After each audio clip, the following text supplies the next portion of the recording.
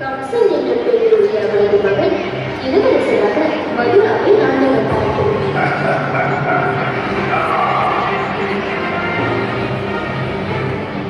கம்சன் குரூர புத்தியுள்ள கொஞ்சம் கருணை இல்லாத கொடூரமான உடல் விளக்கினார்.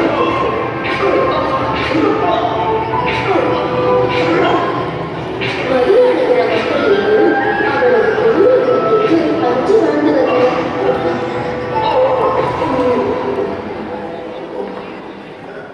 ஆயிரம் கம்சன் தேவகி என்னும் தனது ஒன்றுவிட்ட சகோதரியை அன்போடு நேசித்தார்.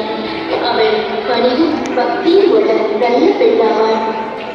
தேவகியின் திருமணம் வசுதேவர் என்ற பெயர் கொண்ட நல்லவருடன் நிச்சயமானது.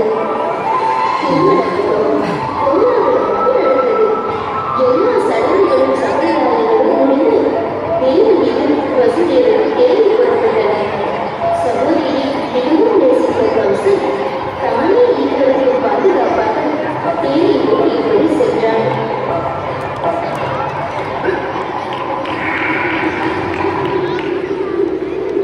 அவர்கள் செல்லும் வழியில் திடீரென்று வானத்திலிருந்து பெருமழை ஒன்று அசைவதியாக கேட்டது. எதற்காக ஆனந்தப்படுகிறார்? நீ மிகவும் நேசிக்கும் சகோதரியான தேவகியின் மகன் உன்னை கொல்லப் போவது நிச்சயம். அவளது 8வது குழந்தை உன்னை நிச்சயம் கொல்லும்.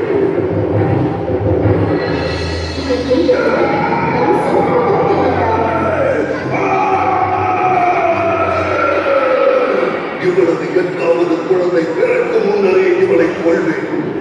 நீ என்ன செய்ய போகிறாய் என்பதை உணர்ந்தாயா கம்சன்? உன் சகோதரியின் திருமண நாள் அன்றே அவளை கொள்வது நீதியா? நீ அவளை விட்டுவிட்டால் நாங்கள் எங்களுக்கு பிறக்கும் எல்லா குழந்தைகளையும் உன்னிடமே தந்து விடுகின்றோம். என்ன செய்து எங்களை நம்பு கம்சன். நான் தேவகியை விட்டு விடுகிறேன். ஆனால் நீங்கள் கொடுத்த வாக்கை காப்பாற்றுவீர்கள் என்று நான் நம்புகிறேன்.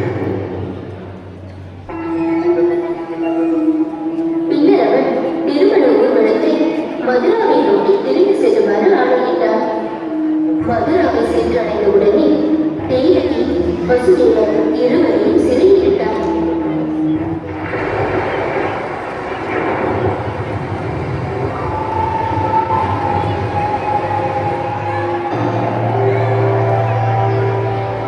ஒரு நாள் கம்சன் அரசவையில் இருந்தபோது தேவகி தனது முதல் குழந்தையை பெற்றெடுத்த செய்தி அவளுக்கு எட்டியது.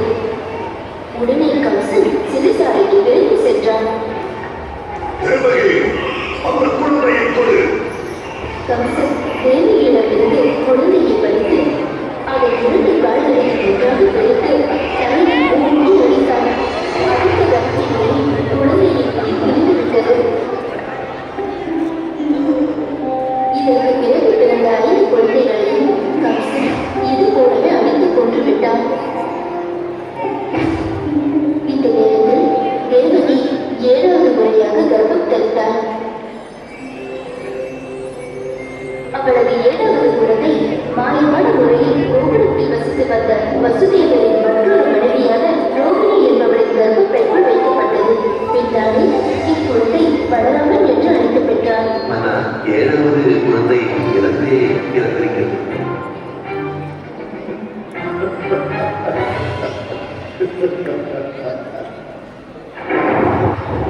ஆவணி மாதம் 8ஆம் நாளன்று புயல் காற்று மதுரா நகரத்தை சூழ்ந்து வீசிற்றது.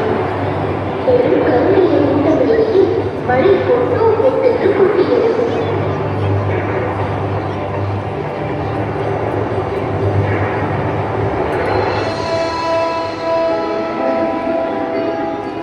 தேவகி 8வது முறையாக கர்ப்பம் தரித்தார்.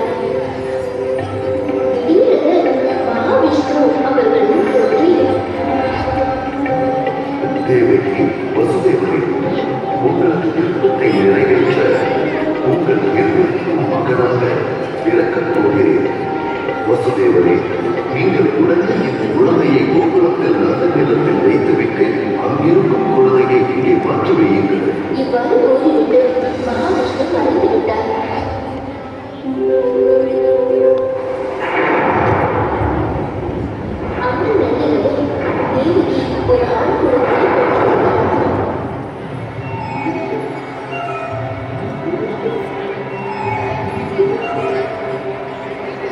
அற்புதம்! என் கையில் வில்லல் தானாகவே கழன்று விட்டது. தேவகி, குழந்தையை சீக்கிரம் கொடு. நான் உடனே கோபுரத்தில் உள்ள நண்பர் இல்லத்துக்கு எடுத்து செல்கிறேன். வசுதேவர் புறப்பட தயாரான போது சிறை கதவுகள் தானாக திறந்து கொண்டது. சிறை காவலர்கள் மயில் விழுந்தார்கள். பத்திரமாக குழந்தையை ஒரு மூட்டில் கேட்டு கவனமுடன் தலைமையில் சுமந்து சென்றார் வசுதேவர்.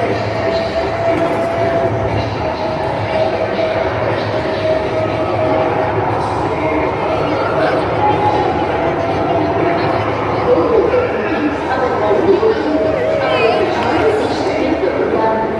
வைகுண்டத்தில் நாம் அதே விஷயத்தை பற்றி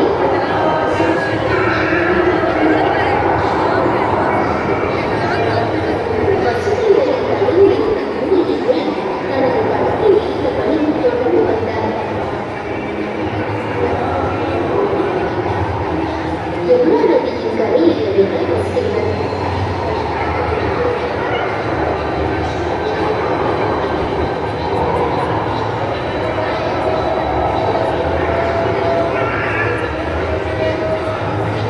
அவரை ஆச்சரியப்படும்படியாக நதி 2 பகுதிகளாக பிரிந்து அவருக்கு வழிவிட்டது.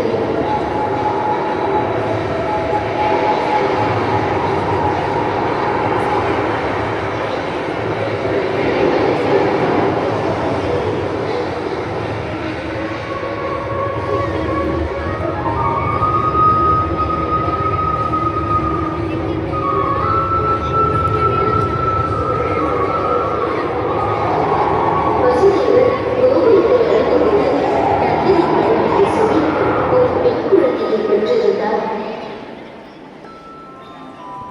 வசுதேவர் கிருஷ்ணனை அங்கே தொட்டிலில் கிடத்திவிட்டு அருகில் இருந்த பெண் குழந்தையை எடுத்துக்கொண்டார்.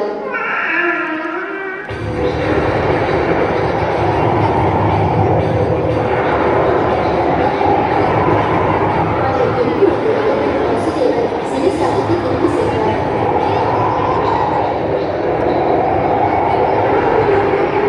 அவர் பெண் குழந்தையுடன் சிறைக்கு வந்ததும் சிறை கதவுகள் தானாக மூடிக்கொண்டன.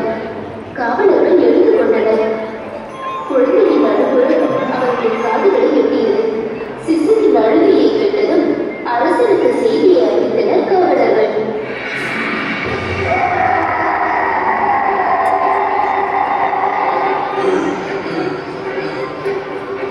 தேவகி, குழந்தையை கொடு.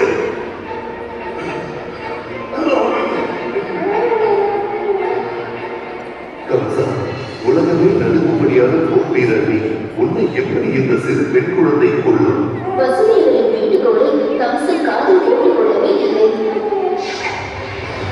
ஆனால் அந்த சிறு பெண் குழந்தை கம்சனின் கைகளில் இருந்து நழுவி காற்றில் பறந்து சென்று அது துர்காதேவியின் வடிவம் எடுத்துக்கொண்டது.